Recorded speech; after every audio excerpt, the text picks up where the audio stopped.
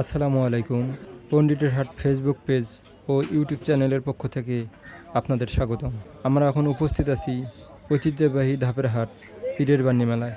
সেখানে প্রতি বছরের মতো এবারও ভক্তদের উপচে পড়া ভিড় লক্ষ্য করা যাচ্ছে।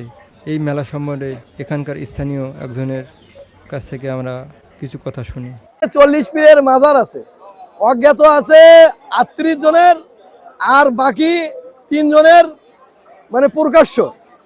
আর এখানে প্রতি বছর মেলা হয়। সে মেলায় বিভিন্ন এলাকার থেকে সিন্নি নিয়ে আসে, মান্যত করে। সেই মান্যত করে আল্লাহর রহমতে অসীম মেহেরবানিতে ভালো হয়ে যায় এবং তারা পরের বছরে আবার এখানে তারা সেই মান্যতের মালামাল মালসামেলা যেগুলো তারা মান্যত করে ওগুলো এখানে শোধ করে দেয়। এভাবে বছরকে বছর চলে আসতেছে। আর এখানকার যে তবারক হয়, তবারকে মিষ্টিময় মানুষের কাছে বিতরণ করা হয়।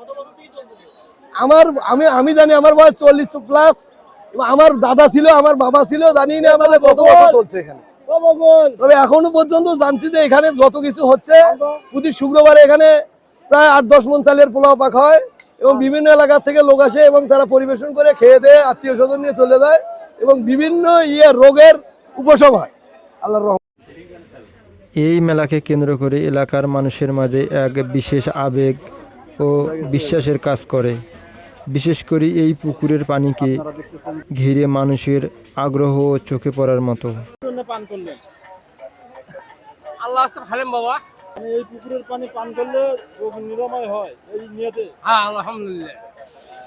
বাবা কিসের জন্য পানি খেলেন? এই জন্য আপনি মানে রোগ নিরাময়ের জন্য আর কি আপনি পানি মূলত পান করলেন এখানে। এখানে এক বয়স্ক বৃদ্ধ, তিনিও এই পানি পান করার জন্য এসেছেন। তার মনের যে আবেগ, হয়তো এই পুকুরের পানি পান করলে রোগ নিরাময় হবে, এই চিন্তাধারা থেকে সে পুকুরে পানি পান করার জন্য আসছেন। আমরা সেই দাদির কাছ থেকে তার কথাগুলো কিছু শুনি। চাচির বাসা কোথায়? এখানে কিসের জন্য আসছেন?